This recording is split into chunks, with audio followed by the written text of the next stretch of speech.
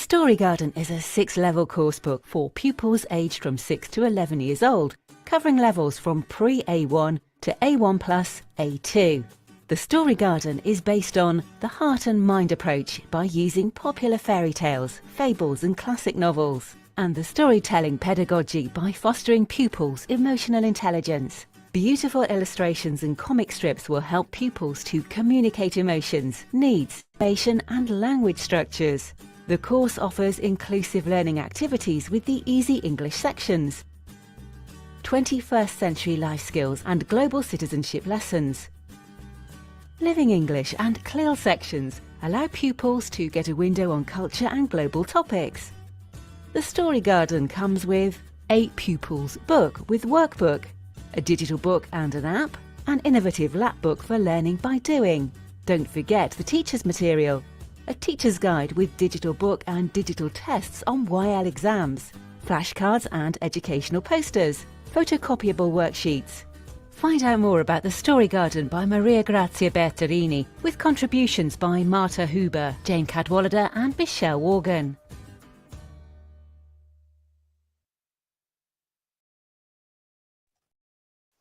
Okay, good afternoon. Hello, everyone. Hello, everybody. Hello, dear teachers. Hello, dear friends. Thank you for being here. We are on our Nutesa'S Academy of Experts. You know, every month we have these kind of sessions. And today we have a very well-known teacher also, right? Who is going to be sharing with us important things. But first, okay, thank you, Benji. Good afternoon. Hello. Hello, good afternoon, Patricia. Welcome. Hello. Everyone. Yes, here first, before we start, we have these general guidelines that are really important to have a wonderful session this afternoon. First of all, mute your microphones, please, during the sessions for not interrupting our speaker, right? You must fill in the link in the chat box for your certifications and of course, for our raffle. At the end, we are going to have a raffle and it's important that we can have all your information in order you can participate and you can receive your certificates. Your certificates are going to be sent from not August, I guess October. Okay, October the 24th, next Monday, I guess, right? That it was a typing mistake, yes? And we don't want the year to pass so fast. That is it, okay? And at the end of the session, you will receive a survey. Remember that your opinion is really important for us. And also, okay, together we are going to send you all the information, the handout of this session, so you can be paying attention to our speaker. And at the end, you are going to take with you all this information. So don't worry about taking notes or taking photos. No, you are going to have all this information at the end of this session. And again, don't forget to fill in the link in the chat box for our raffle. This link is going to be placed every 15 minutes, more or less, so you can fill in and we are going to have all your data, right? And what we have next, this is the topic, Benji, the topic for today. Yes, indeed, we have an interesting topic about oraling up your classroom, and we have a special guest, international speaker from USA, from America. So we have Dorothy Simak, right? I will tell you a little bit about Dorothy. Dorothy Simak, author, editor, teacher, and teacher trainer in the field of English language teaching, experience for over 20 years in Asia, Africa, and the US. Master in teaching English as a second language. She writes and edits English language teaching materials and textbooks. Her areas of specialty are and interests include teaching, writing, teaching, reading, business English, academic English, testing, and humor. She's a frequent plenary speaker at international conference. Thank you, Dorothy, for being here today or tonight. So it's a pleasure to have you here and an interesting speech today you're going to give us. Thank you. The floor is yours, Dorothy.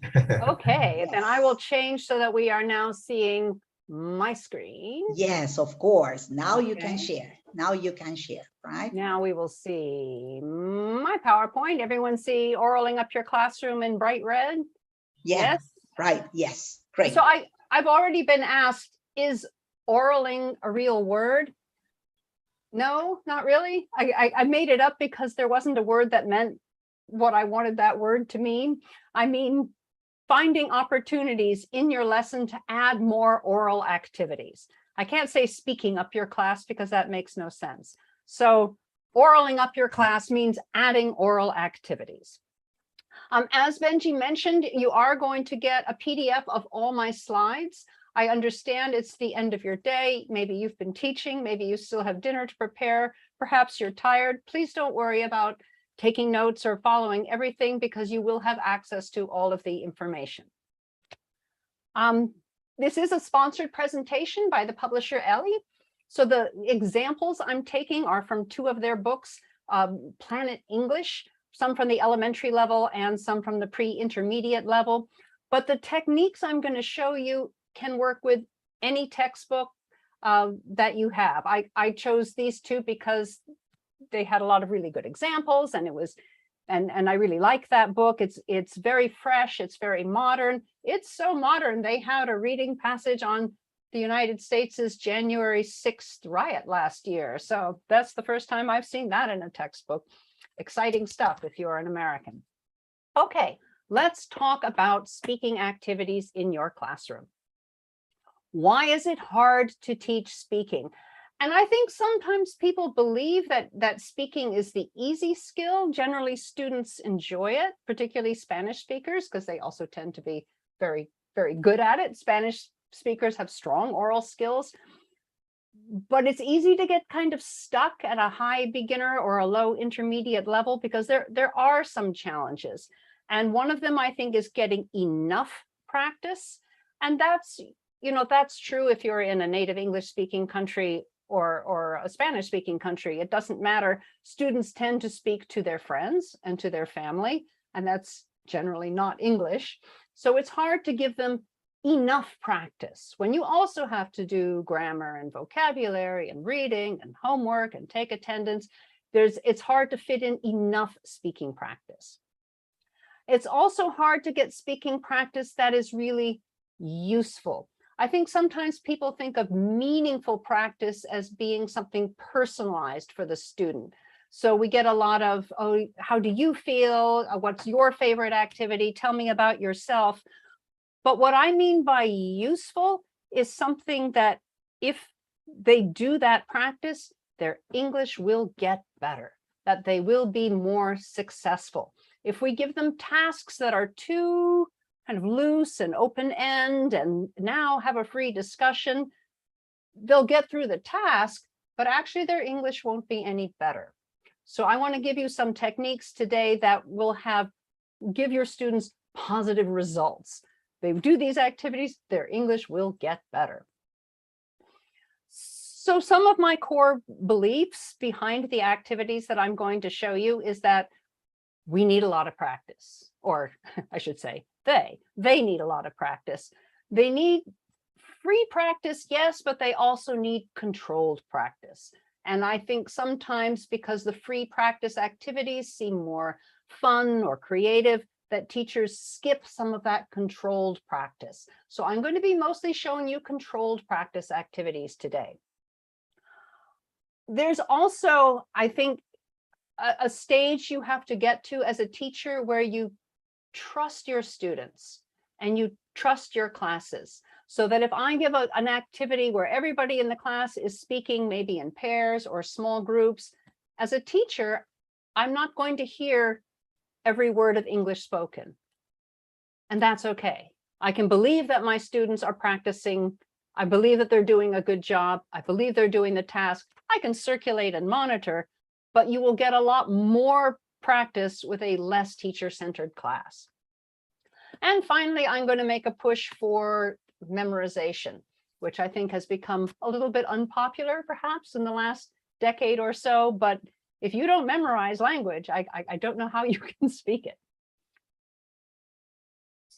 So when we think of a textbook in your class, I think of a textbook as the foundation or the scaffolding. In this case, I had a vision of a Christmas tree that's strong and full and has many branches. That's all the language that you need in order to teach your class. But when I do teacher observations and class observations, I sometimes see teachers who say, well, we did every exercise on this page. We turned the page, we did every exercise on the next page. We did every exercise on every page. We did every unit. At the end of the book, my students aren't any better. Maybe it's not a good book, or maybe they aren't very intelligent students, or maybe I'm not a very good teacher. And I think none of those are the correct conclusion. The thing is, your book is only presenting you with that foundation. It's you, the teacher, who has to decorate it, right? And to add all the extra practice. There is no textbook in the world that can have a script for all the practice you need to do in a class. It would be this big. So your textbook provides the foundation, and then you, as the teacher, bring in all that creativity and bring in all the ornaments. So what you're going to get today is some ornaments to add to that bare Christmas tree. So how can we add more speaking to existing materials? You can either change the instructions, right, that are already on the page. You do the exercise the way it's written, and then you change something.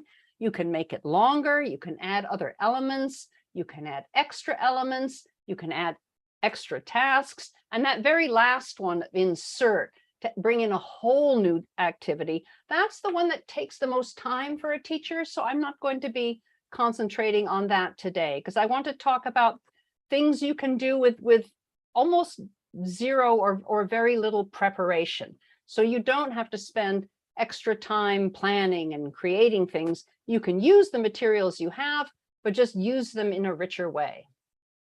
We're going to look at 5 techniques: choral repetition, conversation, circles and lines, memorization, reading aloud, and I didn't have a good short term, so I called it whole class semi-free practice. You'll see. And we'll go through those 5 techniques and hopefully still have some time for questions. Choral repetition is a technique that I think, like memorization, has become unpopular in recent years. When communicative language teaching swept through in the 1980s and 1990s, we teachers were told, I heard this in graduate school, that saying things all together as a big group is not like real life, that it's not a communicative activity and therefore it isn't good. My answer to that is everything you do in class is real life because your class is real. But the real life of a class is the life of learning a language. So any practice activity you do that works is a real life activity. So what I mean by choral repetition, if you have some kind of language presentation, could be a monologue, often it's a dialogue. This is an example from one of those books where there's a dialogue. You also have it on a video, but the teacher can read it as well. What I would do with a class, I might play the video first, or I might start with just me, and I would say a line and ask the class to say it back as the whole class. I don't care if that's 6 students. I don't care if that's 600 students. I want everybody saying it together. So I know we're on Zoom, and I hope you're all muted. So this will be kind of a strange exercise because you won't have quite the feeling of hearing everybody else, but we're going to do it the way I would do it with a class. I will read a line, you repeat it back. And what I ask students to do is to mimic exactly the way I say it. So here's our first line. I'm playing both people. I'm going to be both Harry the man and Darsha the woman. And Harry says, "Great place, isn't it?" Or "Great place, isn't it?" I could do it either way, but I'm thinking that he means to confirm that this is a great place. So I will say that again with the falling intonation. And then please, in your room, maybe not if you're in a public library or something, but if you're in a place where you feel brave enough, say the line exactly as I say it. "Great place, isn't it?" Good job. "Yeah, the coffee is fantastic." "Hi, I'm Darsha. Good to meet you, Darsha. I'm Harry. Are you a student? I am, yes, but I'm also a musician in a reggae band. A band? That's so cool, etc.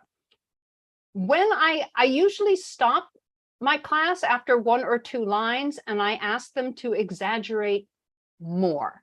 They're a little reluctant to do that at first, but when you're in a big group of people, you feel safe. And I'm sorry I couldn't give you exactly that experience because we're on Zoom, but you're also teachers. So I think you can imagine what I'm talking about. So I have the whole class repeat every line after me. Then we divide the class in half and I kind of conduct them like an orchestra. And I'll say, okay, Harry's, and I count them down, 3, 2, 1. Great place, isn't it? Then the other half of the class, which is all Darsha's, says, yeah, the coffee is fantastic. Hi, I'm Darsha. So the whole class as 2 groups repeats a group Harry, a group Darsha. Then we have them split. So what we do for the rest of that depends on how large the class is. I've done some large classes of sort of 80, 90 students. If I have that many, I will split them twice. So once in half and then once in quarters. So we have 2 groups of Harrys and 2 groups of Darshas practicing back and forth. And then we move to pair work. So they've said it aloud several times. While I'm circulating and listening to them, if I feel that intonation is slipping or pronunciation is difficult, I might stop and do it as a whole class with them repeating after me each line. So what does this do? When you have a group of people speaking together, they all speak louder because they feel safer, right? Their voices are kind of covered by other students. And when they speak louder, they speak better, right? Their pronunciation improves, their intonation improves, they're more willing to kind of act like a fluent English speaker. They'll act American or act British or whatever accent they're listening to. Shy students in particular have, the support and they can get out there. So when they finally move to pair work, they're doing a better job. This technique takes no preparation on your time. It's just changing, right? It's just changing the instructions for the material that you already have in your class. I think there are sometimes activities that we as teachers might think, oh, this will feel unnatural or this will feel boring. But I will tell you, in 20 years of teaching, I have never had students who did not like choral repetition because they know it's useful and they can feel that it is really helping them. Oh, that's activity 1. Conversation circles and lines. This is what I like to do when we have a dialogue for students to practice, and I want them to practice it a lot. I would still do this after choral repetition because that's kind of an introduction. Then we might move to something like this. So if we have a dialogue, even if we've done the choral repetition, I think often what you do is you say, okay, student A, could you be the interviewer? And student B, you could be Lucas, and they practice. And then we say, okay, change. Now you are the interviewer and you are Lucas. But after that, it's hard to say to students, okay, now do it again. Now you're interviewer again and you're Lucas again, because the students will feel that it's a little unnatural or maybe boring and think, but I just did that. I already did that. So these are techniques to get students to practice the same material again and again in a fresh way. We could use that whole dialogue. Often I'll take half of it, maybe the first half, and then we can do the second half so that when they practice with one person, each chunk is not too long. So out of that Lucas and the chef, I might have Lucas, tell us, why are you a chef? Because I love food. What type of food do you like cooking most? Definitely desserts. I like all sweet things, and I just love making new cakes and desserts for my clients. what do you not like about working in a kitchen? Oh, I hate washing the dishes. So you can see we have some nice practice with gerunds there, but it's embedded into a nice natural dialogue.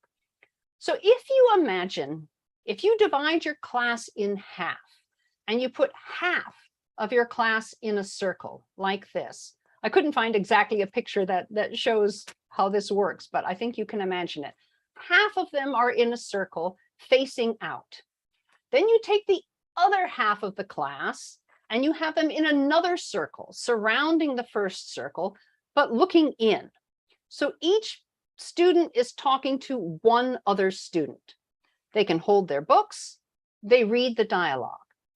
When they finish, the outer circle moves to the next person. So the inner circle doesn't stay. The outer circle moves and a new partner comes. They're doing the same dialogue, or you can have them switch parts. It doesn't really matter, but they're talking with a different person. And you can keep going around and around and around the circle. And each time you do it, they get fresh practice with a different person. So circles is one way to do this. Sometimes people's classes don't have enough space, or maybe your desks don't move. You can also do two lines and have one line move and the other line not.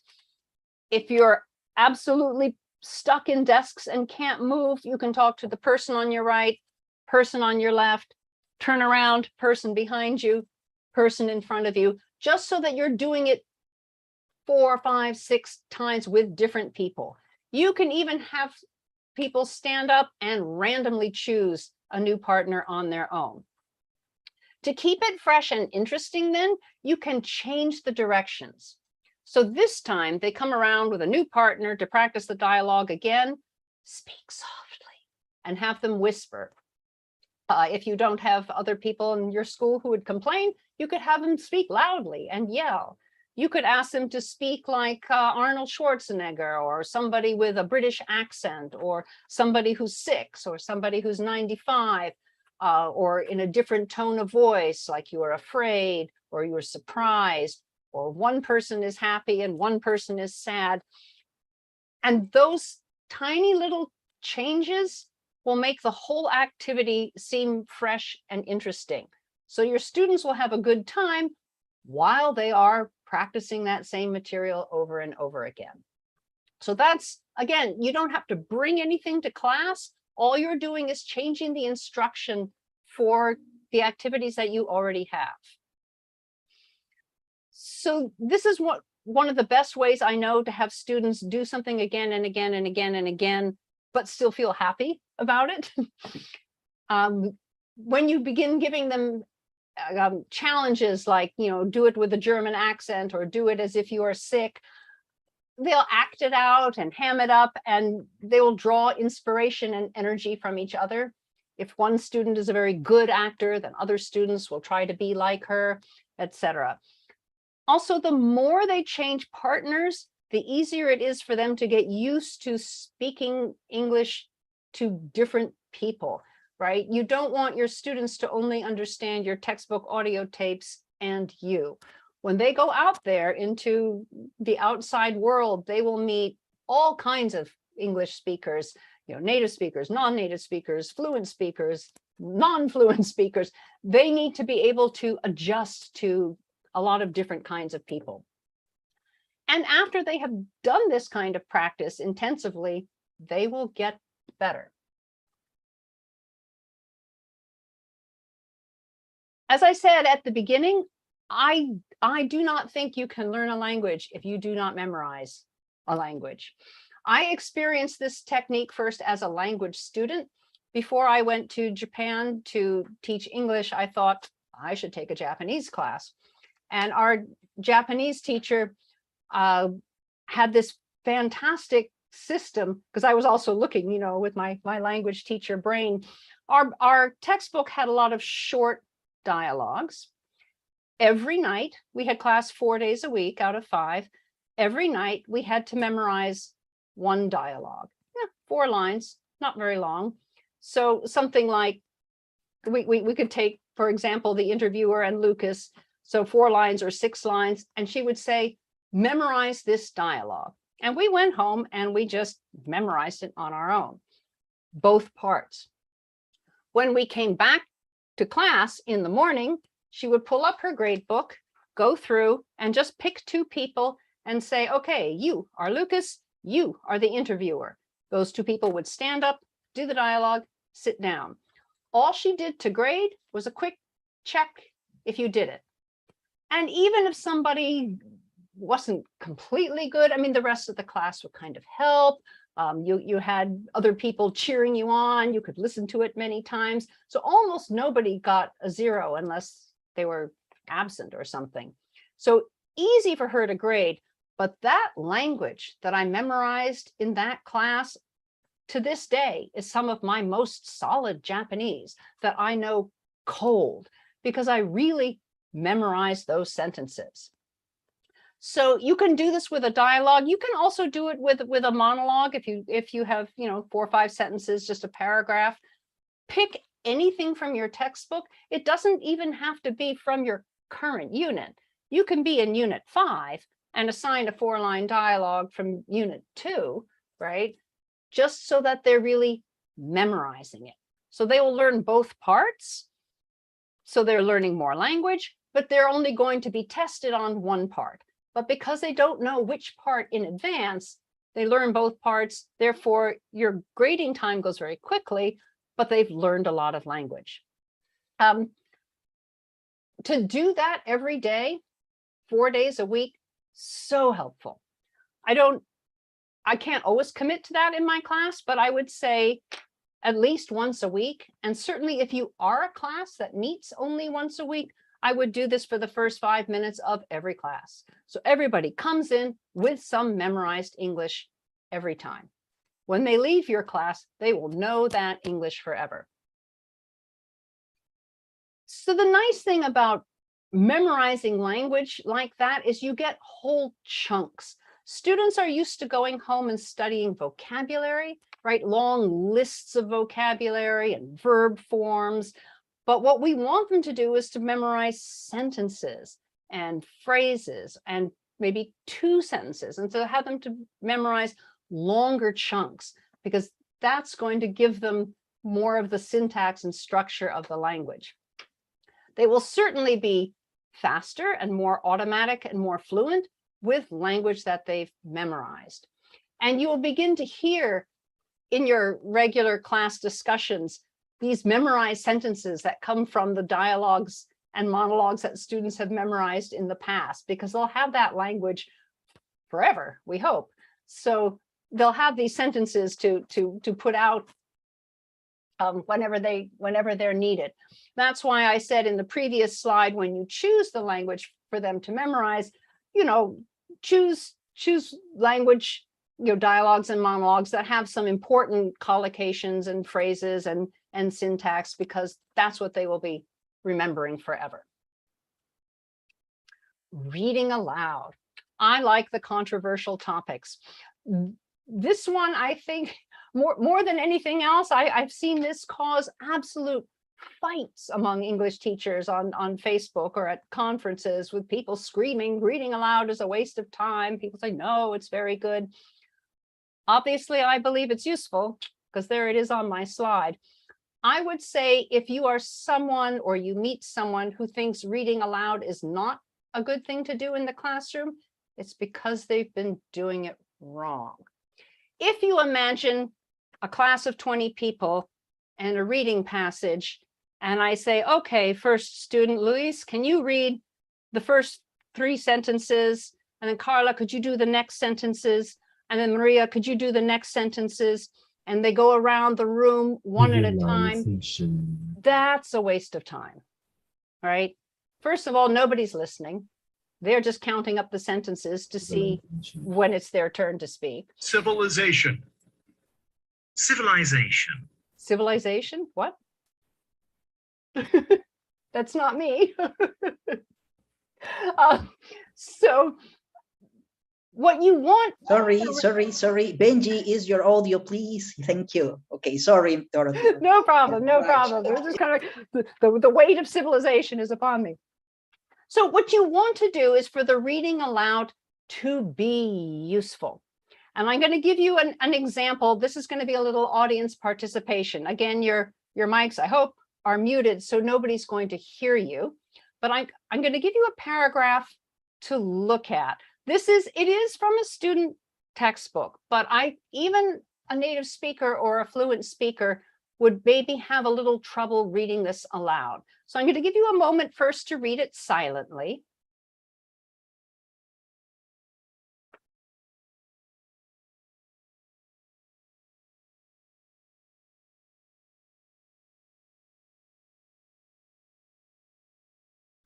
So it's not the vocabulary that's challenging. What's challenging is the syntax and where your emphasis goes. Take a look at that first sentence, which is not easy. If we look at that and we think, where's the subject? It's not city. The most important word in that sentence is Amsterdam. So if I read this aloud to you, follow along and think of where the emphasis falls. A city always full of tourists and people looking for crazy nightlife. Since the pandemic, Amsterdam is changing its image. So it would take you some practice to get to Amsterdam as the emphasized word in that sentence. We'll go on. It is trying to become a modern environmental city. Popular activities include taking a walk in nature and participating in outdoor sports, theaters, movies, or music events. That's another unusual sentence because we have those groups participating in sports, theater, movies, music events, and it's separated from taking a walk in nature. So your voice would have to show that.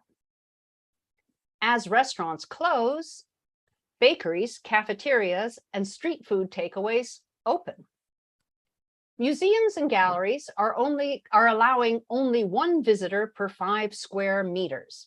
Another tricky thing to read aloud because you might not know, how do we read 5m2, right, to 5 square meters. So plenty of room to enjoy famous works of art.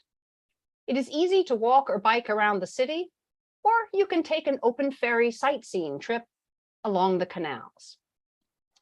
Okay, I would like you to read the first 2 or 3 sentences aloud.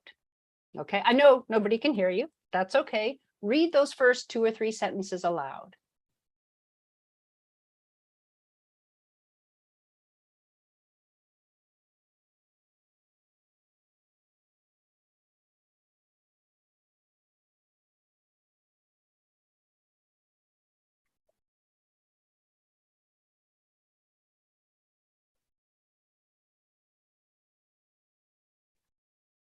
With a difficult passage like this, I might let students read it aloud in pairs, and then I would do it again as another model. A city always full of tourists and people looking for crazy nightlife. Since the pandemic, Amsterdam is changing its image. So I'm going to have you now read that first sentence again. So this will be the second time that you've read it.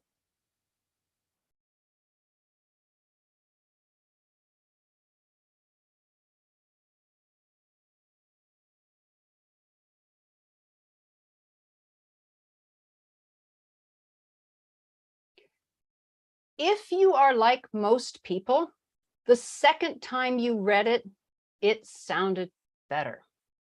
Because the first time you read something out loud, a lot is happening in your brain. You are figuring out where the meaning is, you're figuring out pronunciation, you're figuring out punctuation, you're figuring out where the pauses should go. So nobody, including native speakers, sounds natural the first time they read something aloud. So I want students to read something like this aloud at least twice. If it's hard, then a third time. And I don't want in a class of 20 students to do it one at a time, right? I want students to do it in pairs. So we might, if we have just one paragraph, I might in pairs, somebody read the first half, somebody read the second half. Ideally, we would have two different paragraphs. So one student is reading about Amsterdam, one student is reading about Paris or Buenos Aires or a different city. They read it once, they listen to their partner, and then they read it again. And on that second time or their third time, they get better. And once you feel yourself get better, I think you will be convinced that this is a useful technique. It's hard. I mean, it's tiring. I wouldn't do this every lesson. I would not do it with every reading, but every once in a while, I think it's very important. So if you have, when you choose texts to read aloud, look for those ones with unusual syntax or that are longer sentences, or that you have punctuation like dashes or parentheses or semicolons, or things that students don't have a lot of practice reading. None of those sentences that we saw in that paragraph about Amsterdam, those would not come up in casual conversation. That isn't the way we talk. But it's absolutely legitimate English. You would hear that on a podcast, you'd hear it on a radio program, you'd hear it on a television program, right? You'd hear it in a business report. So I want students to have some practice with those less usual sentence constructions as well.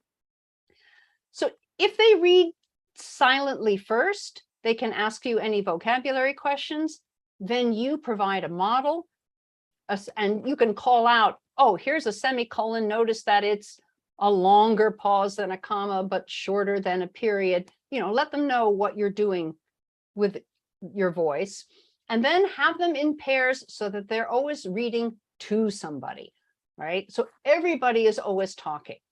So everybody in your class is getting practice. I want students to read at least twice, but sometimes that third time is when it really begins to sound natural and fluent. While they're practicing, that's when you can walk around and monitor.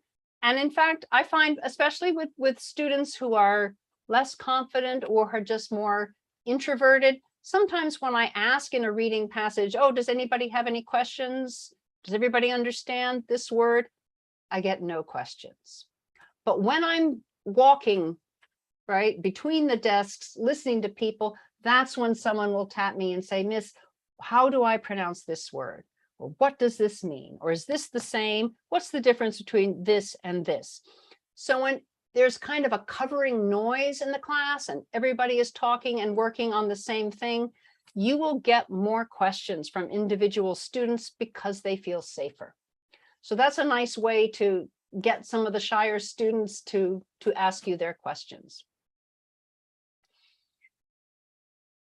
Being forced to think about punctuation and spaces in a sentence and where you breathe helps people understand where the thought groups are in English.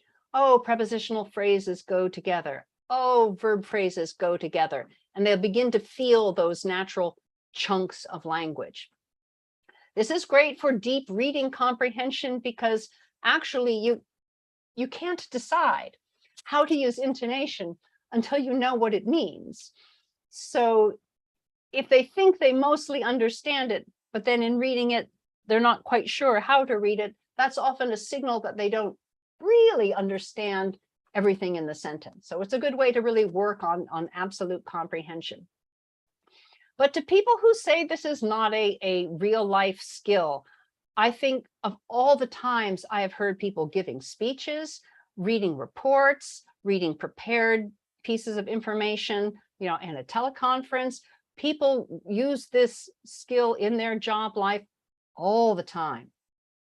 When my son was in 4th grade, he had a teacher who gave them a read aloud assignment every night. They had to read aloud for 15 minutes. And we parents got a piece of paper. If your kid read to you, then you just sign the paper, send it back to the teacher.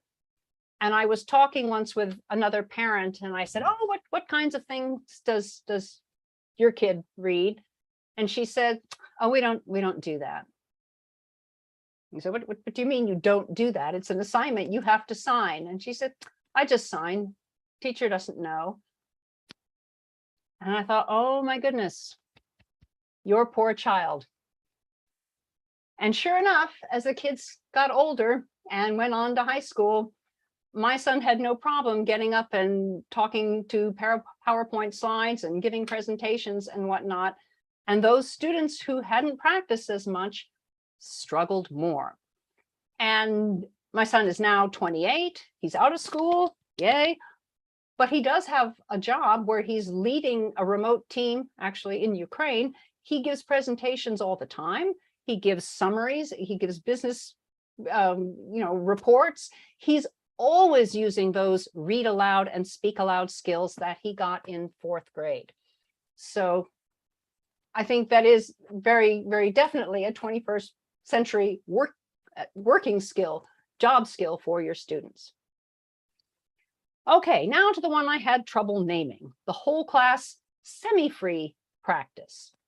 Let me show you what I mean. This is a technique, or 2 techniques actually, that I use with grammar.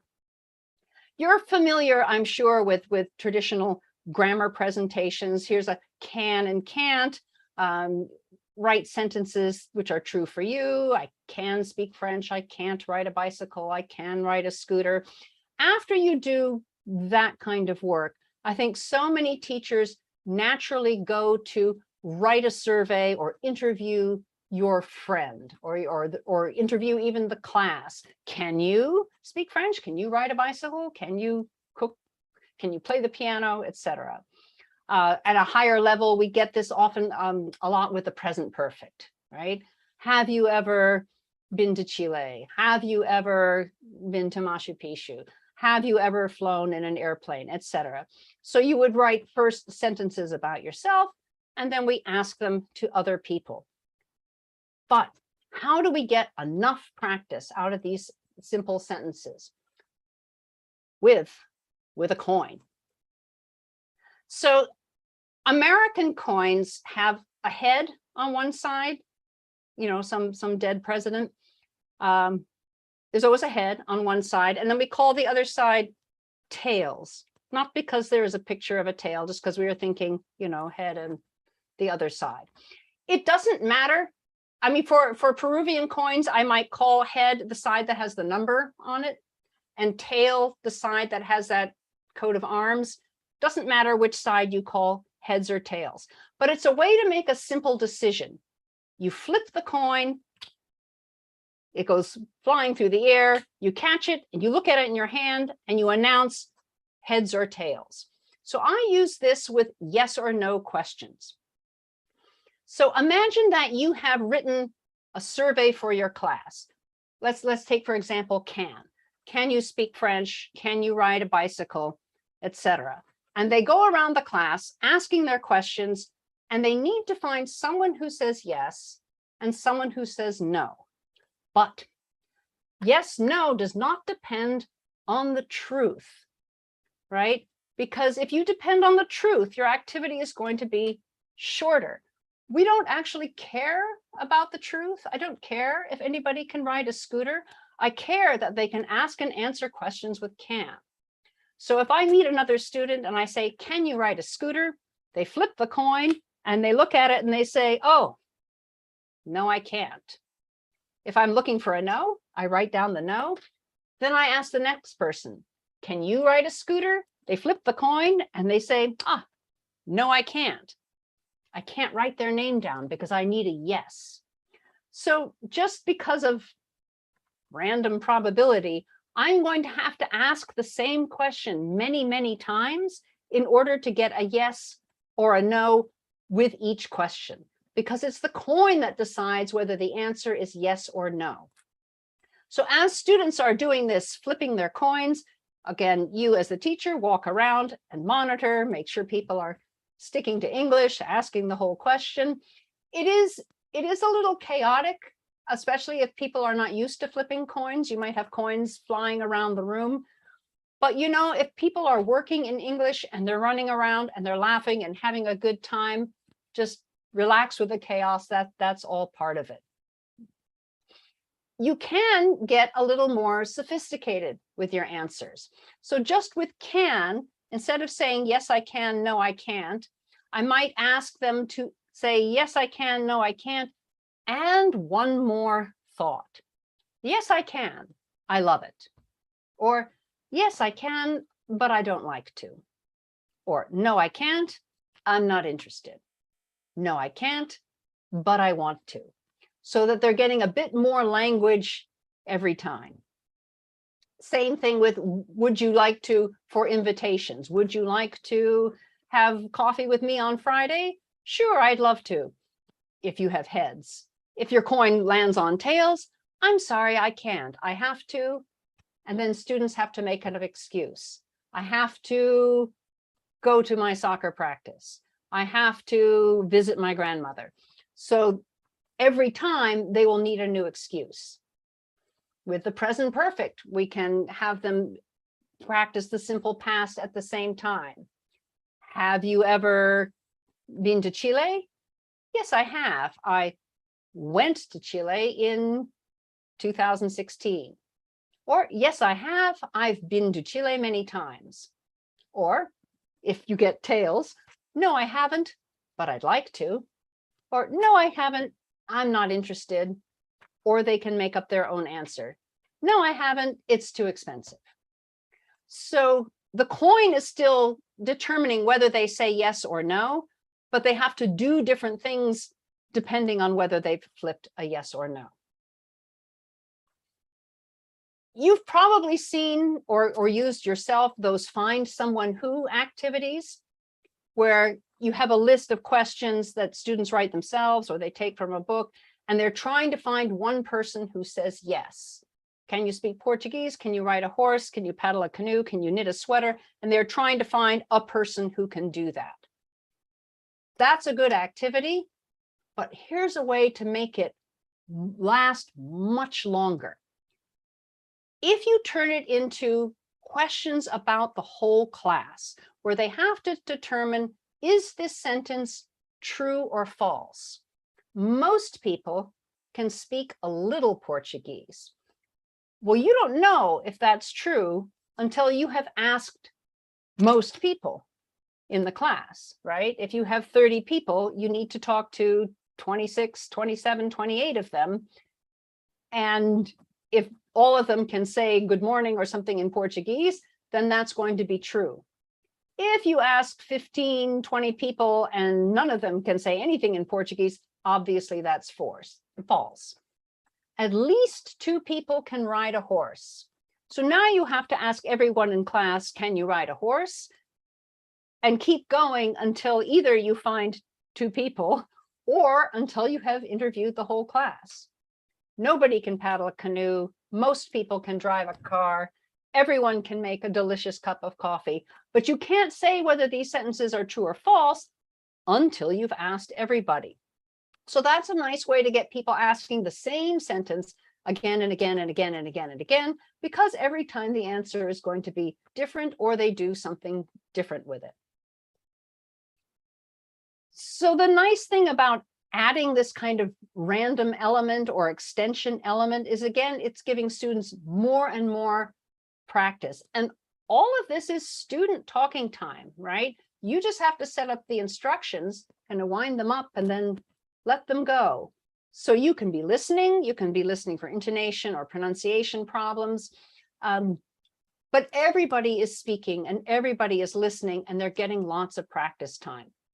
I also like these activities because if you have higher level students whose English is better, I mean, everybody has a mixed ability class, right? Every class in the world is a mixed ability class, but there's some room for them to play with the language and be a little creative, and it doesn't throw off the other person. So in their answers, they can be more imaginative, but it doesn't hurt the person who's asking the questions. And it gives them a little bit of independent speaking practice.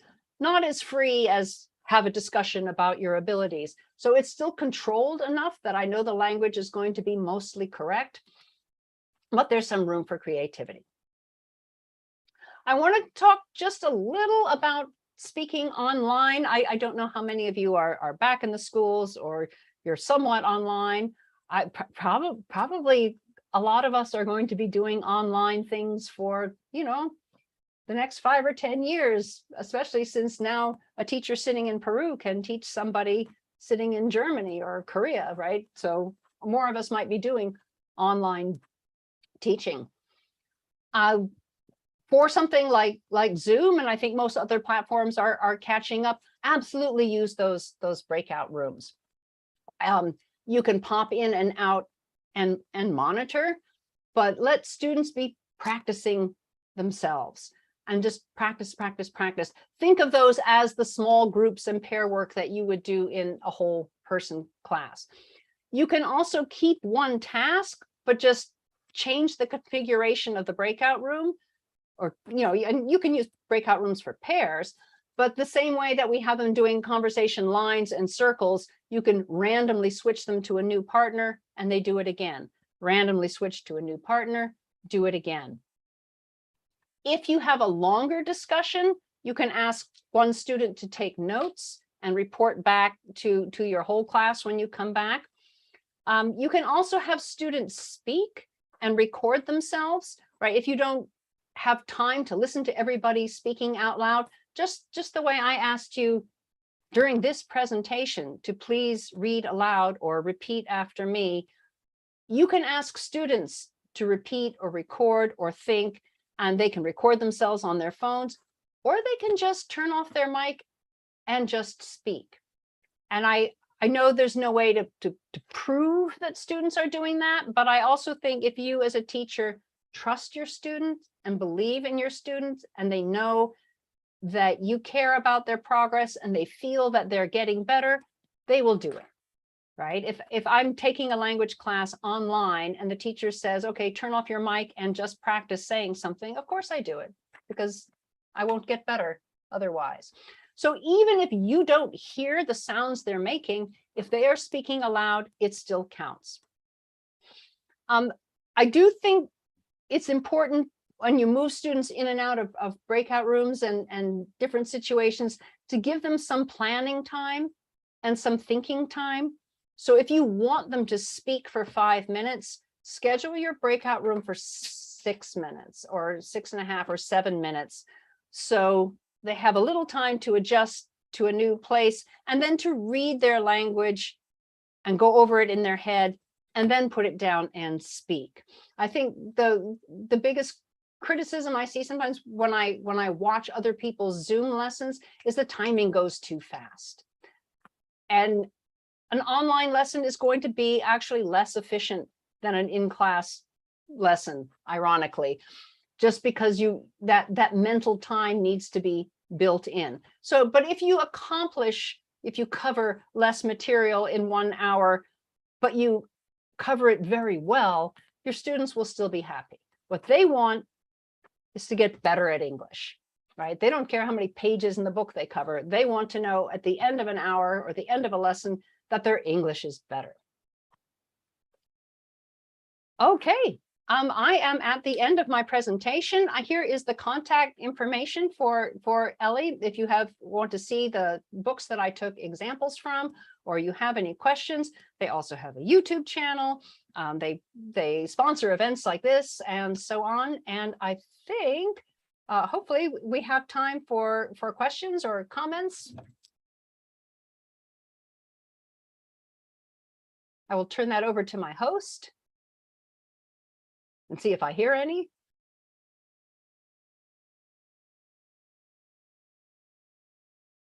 I do not hear any questions.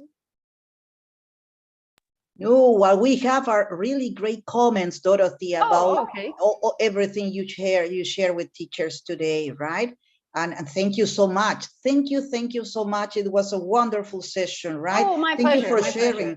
Thank you for sharing all your strategies, all these tips. And teachers, thank you for coming in the evening at the end of the day. Give yourselves a round of applause because you are good people for showing up. For sure, they are going to be a great help for our classes. You know that almost 90%, well, almost 100% of our schools are working now presentially. So we need this kind of information. We need this kind of a strategy so we can have excellent results with our students that are returning after almost 2 years being at home. Okay, right? so imagine Right. how difficult it is for teachers to retake again the Yeah. students. Yeah. Because, Well, right? grab your book, grab a coin, get ready.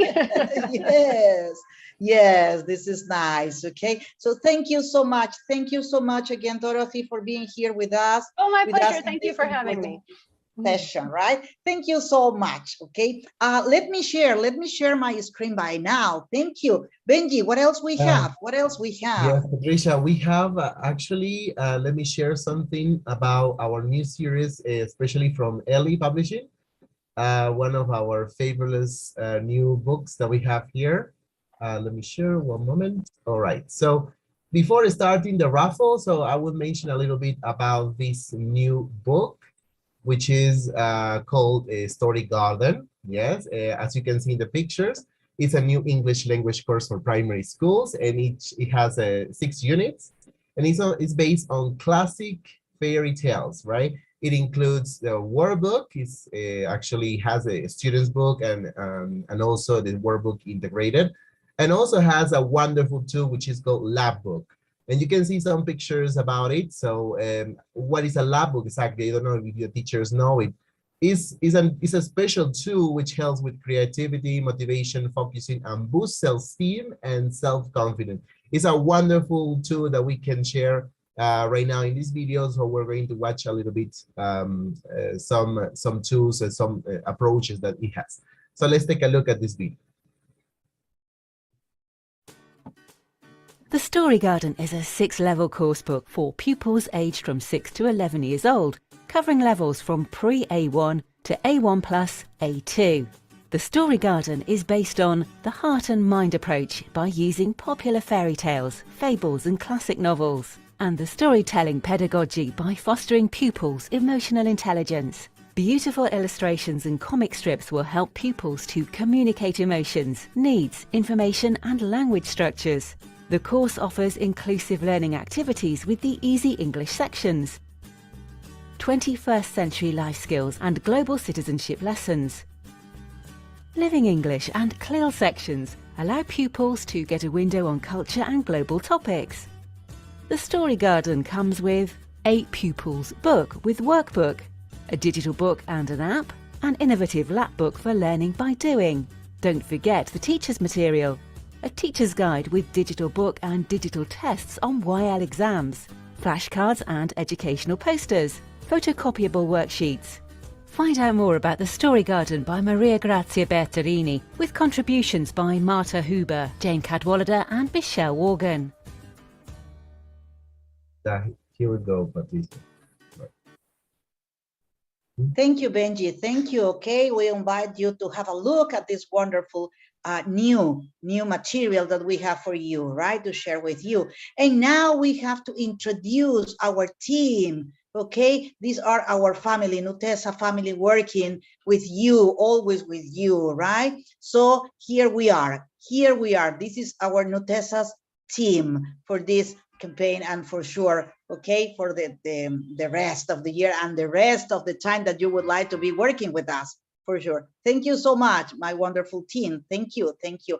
And this is the moment. Let's take some photos, right? Let's take some photos. So turn on your cameras, please, so you can say hello, okay? But before the photos, Elizabeth nos va a ayudar, okay, with the pictures, and Adela also. You receive a link where you can download all this presentation from Dorothy, so you can keep with this information, important information for you, right? So yes, let's say hello to take some photos for our Facebook. Remember, yeah, say hello, pictures. All of you, wonderful to see you, dear teacher. Thank you. Friendly faces as always, being with us. Nos hacen saber si ya están las fotos y continuamos. Ok, yes. Nos hacen saber. Elizabeth, Adela, ¿listas las fotos? Listas, ready, okay. Now what we have? Yes, we have our raffle. Oh, and what we have, Benji, what we have as prizes for our dear teachers? We have 5 scholarships. Oh, sorry. 5 scholarships for the CTS academic event in November, on November 26th. So it's coming, it's an incoming event. So about creative activities to close the year. So we are about to close the year. So Patricia, we are almost Christmas time, right? In I don't know, in maybe one month, I think so. So yeah, Yes. so we will have 5 scholarships for this course, for this event. So let's see who are the winners. Yes, right. Important event with many activities that we can put into practice with our students for Christmas time. We are always trying to look for this information right through internet, but now you are going to be able to have this opportunity, right, with our CTS, our partners. Okay, so let's see. Benji, we have 5 prizes, 5 prizes. Remember, you had 3 links here, right? The first one is for receiving your certificates and also for participating in the raffle. The second one is a survey. Remember that your opinion is really important for us. And the third one was the information from Dorothy's session, right? Yes, if you fill in all the links, great for you. The third one is for downloading the presentation, right? So ready with the raffle, Benji, ready with the raffle. Yeah, I think Juanita is going to be in charge of that. Okay. Yeah. Juanita, vamos a dejar a Juanita, okay, part of our marketing department. She is going to be in charge of the raffle. Juanita, nos esperan con nuestra ruleta y nuestros premios. Ya, un momento, por favor. Okay, thank you. Let's see Aquí who están the todos los winners are. participantes. Okay, all the participants are there, all the ones who registered in this session, right? Who fill in this link. Okay. All the ones who filled in the link. Yes. Yeah, Okay. there's also remember that I send you also the PDF with the information of the topic of today. So already now Yes. so it's in Of the already in the session. chat. Right. The chat. Okay. Un Yes. momentito, por favor. Oh, suspense, right? Yes. Ahí estamos. Okay. Suspense. Who the winners are going to be this afternoon? Let's see. 5 prizes. 5 opportunities for you teachers to have, okay, these wonderful, wonderful ideas for Christmas time. Well, we're This is waiting, the time. Patricia. Yeah. Maybe I can read a little bit about this event. So, All right. Yes, yeah, right, it says right. in November, Good. we are approaching the end of the school year. A school is a place for memories to be made. And although we may be feeling a lot of stress because of the amount of work, it is important to make the last days a positive experience. And in this last fundraising CTS academic event, we will describe activities that help you students use their thinking and creativity skills, celebrate their school community, and look ahead to what comes next. And all the proceedings will be destined for the provided children from Asentamiento Humano Saúl Cantoral in San Juan de Lurigancho with Christmas meals and presents. So that will be some volunteering job with this event. So Excellent. For everyone. Great, great, great, right? Yes. Okay, let's wait some minutes. Okay, unos minutitos, okay? Our marketing department, okay, Mrs. Juanita is working on this, okay? Working on this.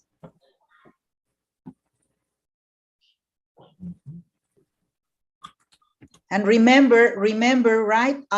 We are going to have on this month, October the 26th, we are going to have our event for parents. We are always working, you know, in this circle, Dialoguemos en Familia. And every month we have some topics with a specialist. Bien, yo lo hago, Patti, yo lo voy a hacer. Okay, Adela, okay. Adela, also from our marketing department, is going to be in charge of our raffle. 5 prizes, 5 premios, Adela, please. Elizabeth, nos ayudas, Juanita, nos ayudan verificando los asistentes, ¿ok? Los ganadores, si están.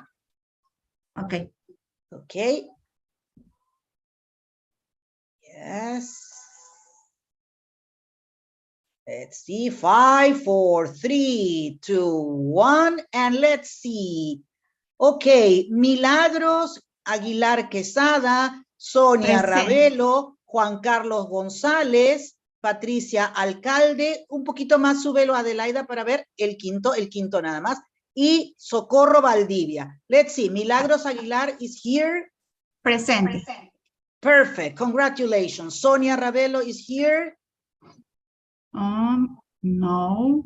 No, she's not. Ravelo. Sonia Sonia. Ravelo. Ravelo. No.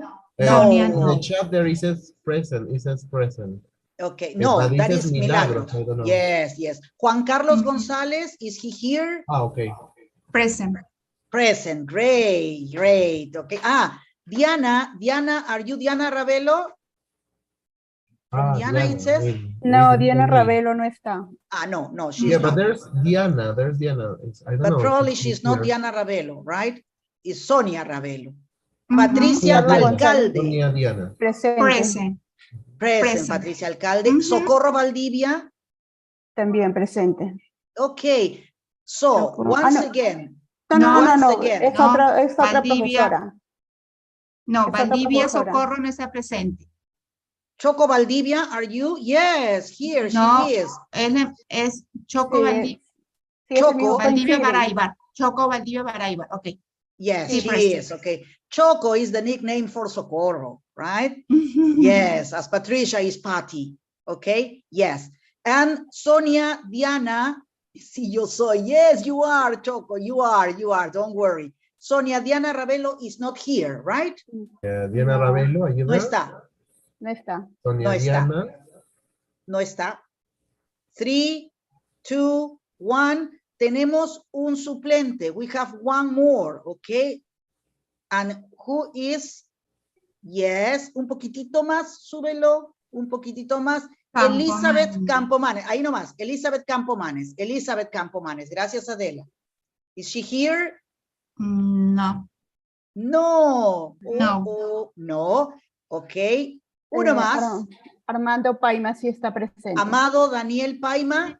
Sí, presente. Yes, okay. Very good. So we have the 5 winners, right? The 5 winners. Milagros Aguilar, Juan Carlos González, Patricia Alcalde, Choco Valdivia, and Amado Paima. Please, Juanita, Elizabeth, Adela nos ayudan, okay, con los nombres. And we are going to be in contact with you for your prizes. Don't worry, we are going to be in contact with you, right? With you, okay? Yes? Yes? Sí. Yes, okay. So stop sharing, dejamos de compartir, so we can say goodbye to everybody, right? Now it's the time that you can unmute yourself to say goodbye. Thanks, Dorothy. Thank you again for this wonderful session. Thank you for having me. Hoping to see you again, right? And thank you, dear teachers. Thank you so much. And you can open your microphones. Thank you. Goodbye, teachers. Bye. Thank you. Bye. Bye. Goodbye. Goodbye. Thank you, Dorothy. Thank you very much. Thank you, Patricia. See you. Goodbye, teacher. Bye, teachers. Thanks a lot. God bless you, teacher. Bye. God bless you too. Thank you. I learned a lot. Thank you so much. Big hugs from Thank you, Ucalpa. Dorothy. Thank you so much. Patricia, your microphone is off. Thank you for coming. Thank you for coming. Have good classes. Trust your you. students. Also my microphone, they cannot unmute? No? Benji, No, they yeah. cannot? Yes, your microphone is on. Yeah. Yeah, okay, All now, right. yes, okay. All of you, say goodbye. Bye-bye. Thank you. Bye, everyone. Bye. Thank you, Bye. Thank you. Bye. Bye, bye-bye, bye-bye. Bye. Dilcia